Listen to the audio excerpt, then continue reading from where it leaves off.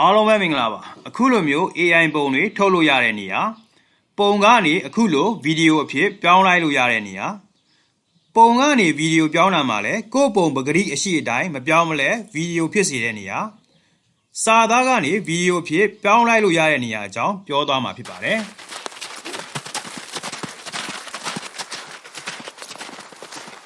်ကျွန်တော်ဒီ AI ကိုလွန်ခဲ့တဲ့6လတစ်နှစ်လောက်ကနေမိတ်ဆက်ပေးပြီးသားပါဒါပေမဲ့ကျွန်တော်ကဘာလို့ထပ်ပြောလဲဆိုသူ့မှာလည်း version အသစ်တွေပေါ်လာတယ်ပေါ့နော်အဲ့တော့ကျွန်တော်တို့ကိုယ့်ရဲ့ဒီ browser မှာပေါ့နော်ဖုန်းမှာပဲဖြစ်ဖြစ်ကွန်ပျူတာမှာပဲဖြစ်ဖြစ် browser ထဲမှာဒီလိုမျိုးစာလေးရိုက်ပြီးရှာလိုက်ပါရှာပြီးတော့ enter ရိုက်ခောက်ရှာလိုက်ရင်ကျွန်တော်ဒီတရုတ်စာရင်းနဲ့ထွက်လာတယ်ပေါ့နော်အဲ့တော့ကျွန်တော်ရှေ့ဆုံးဒီ website ထဲကိုကျွန်တော်ဝင်လိုက်ပါ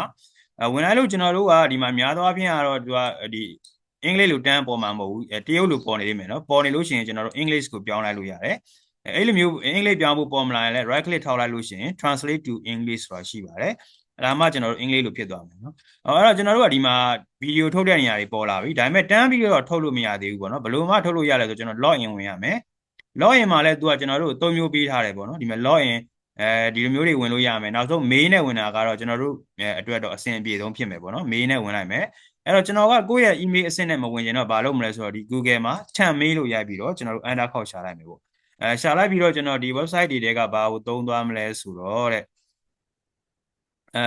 တန်မေးတွေကတော့ဒါအများကြီးပဲเนาะကျွန်တော်အရင်ပုံမှန်သုံးနေကြမေးလေးတွေကပေါ်website လေးတွေပေါ်မလာဘူးဖြစ်ပေါ်မလာထားပါတော့ဗျာကျွန်တော်ဒီထဲကိုပဲဝင်လိုက်မယ်เนาะဒီကို့မှာ email အစစ်နဲ့သုံးနေတဲ့သူကတော့ဒါမျိုးတွေလုပ်ဆရာမလိုဘူးပေါ့ဗျာကိုယ့်ရဲ့ email အစစ်ကိုပဲထည့်လိုက်ပေါ့အဲ့တော့ तू ကဒါကြော်ညာလေးပါဒီဘေးမှာတော့တက်လိမ့်မယ်ပိတ်လိုက်ပေါ့เนาะပြီးတော့ဒီမှာကျွန်တော်တို့ဒီ email လေးကိုကျွန်တော်တို့ copy ကူးလိုက်တယ် copy ကူးလိုက်ပြီးတော့ဒါကိုဒီ email ကိုကျွန်တော်တို့ထည့်လိုက်တယ်ကိုယ့်ရဲ့ email အစစ်ကိုသုံးရင်တော့မလိုဘူးပေါ့เนาะအဲ့တော့ကျွန်တော်တို့ပြီးလို့ရှိရင်တော့ get verification code ကိုနှိပ်လိုက်ပြီးတော့ကျွန်တော် agree ကိုနှိပ်လိုက်မယ်ဒါဆို तू ကဒီ safety check တွေပါလုပ်ပြီးရင်ကိုယ့်ရဲ့ email တွေကို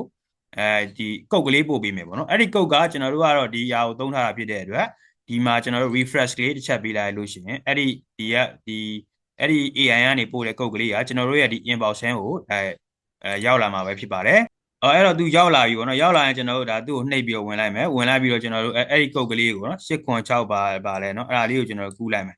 89684ပေါ့နော်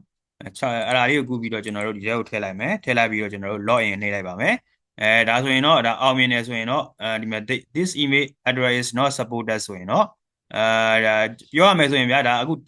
ဒီ website ကထန့်မီးကို तू ကအသုံးပြုခွင့်မပေးဘူးလို့ဖြစ်သွားအဲ့တော့ကျွန်တော်ကိုယ့်ရဲ့email အဆင့်နဲ့ပဲသုံးလိုက်ပါမယ်အဲ့တော့ तू က temporary email နဲ့ကျွန်တော်ဝင်ခွင့်မပေးမထားဘူးဗျာဝင်ခွင့်မပေးတော့လဲကျွန်တော်ကဒီမှာတခြားနည်းနဲ့ပဲလုပ်ရတာပေါ့ဗျာ Gmail နဲ့ကိုယ့်ရဲ့ Gmail အဆင့်နဲ့ပဲလုပ်လိုက်တယ်ဒီမှာ तू ကဒီကုတ်ကလေးကျွန်တော်ရဲ့ Gmail ကိုပို့ပေးတယ်ကိုယ့်ရဲ့ Gmail ဆိုရင်လည်း Gmail အဆင့်တော့မဟုတ်ပါဘူးเนาะအဲ့ဒါနဲ့အများတန်းသုံးတဲ့ Gmail မဟုတ်ဘူးအဲ့ဒီ Gmail လေးနဲ့ကျွန်တော်ဝင်လိုက်တယ်ဝင်လိုက်ပြီးတော့ဒီမှာ तू ပို့ပေးတဲ့ကုတ်ကလေးကိုကျွန်တော်ဒီထဲကိုထည့်ပေးလိုက်တယ်ထည့်ပေးရပြီး log in လုပ်လိုက်တယ်ဒါဆိုရင်တော့ဒါမိတ်ဆွေတို့ရသွားမယ်အဲ့တော့ तू ကပြောရမယ်ဆိုဒီ temporary email နဲ့လောလောဆယ်လက်မခံဘူးဖြစ်နေတာပေါ့နော်လက်မခံတော့ဟုတ်ပါပြီအဲ့တော့ကျွန်တော် temporary email နဲ့မရဘူးဒီလိုလေးရမယ်အဲ့တော့ကျွန်တော်တို့ကဒီထက်ရောက်ပြီဆိုရင်ဗျာ3မျိုးလောက်ရှိမယ်ဗျာဒီမှာပုံကြီးတက်ထုတ်တာရှိမယ်ပေါ့နော်ပုံကြီးတက်ထုတ်တာကကျွန်တော်ဒီမှာ open image in new tab နဲ့ဖွင့်လိုက်တယ်မိတ်ဆွေတို့ကချက်ချင်းနှိပ်ပြီးတော့ဝင်လိုက်လို့လည်းရပါတယ်ကျွန်တော်ကတော့ဒီနှိပ်လိုက်မယ်ပေါ့ဗျာဒီဟိုပါပဲဖြစ်လိုက်တော့မယ်ချက်ချင်းပဲနှိပ်လိုက်မယ်နှိပ်လိုက်ပြီးတော့ကျွန်တော်တို့ကပုံလေးပါထုတ်ချင်ဒီမှာစာသားလေးနဲ့ပဲစာသားတွေဒီထဲထည့်ပြီးလိုက်ရုံပဲဥမာထားပါတော့နော်handsome man ပေါ့နော်handsome man ဆိုတော့handsome man နဲ့နော်အရေးတယ်မှာ handsome man and အမျိုးသမီးတယောက်ပေါ့ဗျာအဲ့တော့ကိုကအင်္ဂလိပ်စာတွေပဲသိမမှန်လဲသူ့ဘာသာသူပြင်သွားပေးပါတယ်သူတို့ကလမ်းလျှောက်နေတယ်ပေါ့နော်ဘယ်မှာလမ်းလျှောက်နေလဲဆိုတော့ကျွန်တော်တို့ဒါတဲကန်နိုင်ရထဲမှာပေါ့နော်တဲကန်နိုင်ရလည်းမပေါင်းတယ်ဘူးဒီလိုပေါင်းတာလားမသိပါဘူးနော်ထားလိုက်ပါတော့နော်အဲ့တော့ကျွန်တော်တို့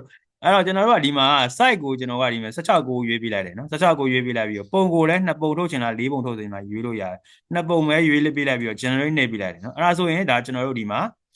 သူကကျွန်တော်တို့ကိုပုံစတင်ထုတ်ပေးမှာပဲဖြစ်ပါတယ်ဒီမှာကြည့်ပါပုံလေး2ပုံသူကထုတ်ပေးပါပြီအဲ့တော့ကျွန်တော်တို့ဒီပုံလေးတွေကြိုက်တယ်ဆိုဒီမှာ download လေးရှိတယ်နော် download button လေးတွေရှိတယ်download ဆိုတာနှိပ်လိုက်ရုံပါပဲအဲ့တော့ကိုကဒီပုံကိုမကြိုက်ဘူးဆိုလည်းဒီမှာ we generate ဆိုတာရှိတယ်ပေါ့နော်ထပ်ပြီးတော့နှိပ်လိုက်လို့ရှိရင်ထပ်ပြီးထုတ်ပေးမယ်အဲ့တော့ကျွန်တော်တို့ကဒီရတဲ့ပုံကိုဗီဒီယိုဖြစ်ပြောင်းခြင်းလည်းရတယ်ဗျဘယ်လိုပြောင်းမလဲဆိုတော့ကျွန်တော်တို့စောစောကနေရာကိုပဲပြန်သွားလိုက်ပြီးတော့ image ကနေဗီဒီယိုပြန်ပြောင်းလိုက်တဲ့နေရာတွေကိုနှိပ်လိုက်လို့ရတယ်ရှေ့ဆုံးကနေရာပေါ့နော်အဲ့တော့ကျွန်တော်တို့ resolution တွေကိုလည်း1080ထားရင်တော့ဒါ resolution ကပိုကောင်းပါပေါ့နော်ပြီးလို့ရှိရင်ကျွန်တော်တို့အဲ့ download လုပ်ခဲ့တဲ့ပုံလေးပေါ့နော်ကျွန်တော်ဒီနေ့ထုတ်တာတွေဒါတော်တော်များနေပါပြီအဲ့တော့ကျွန်တော်တို့ဒီမှာကြည့်လိုက်မယ်ဆိုရင်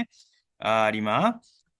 စောစောက download လုပ်လိုက်တဲ့ပုံကဘယ်အောင်ရောက်သွားလဲဆိုတော့ထားပါတော့ဒီပုံပဲထင်တယ်နော်ဒီပုံကျွန်တော်တို့ထည့်လိုက်မယ်ထည့်လိုက်ပြီးတော့ကျွန်တော်ကဒီမှာအဲ့ဒီပုံနဲ့ပတ်သက်ပြီးတော့သူတို့ကဘာဖြစ်စေချင်လဲဆိုလမ်းလျှောက်နေသေးချင်တယ်ပေါ့နော် WANKI walking တောင်မှသူက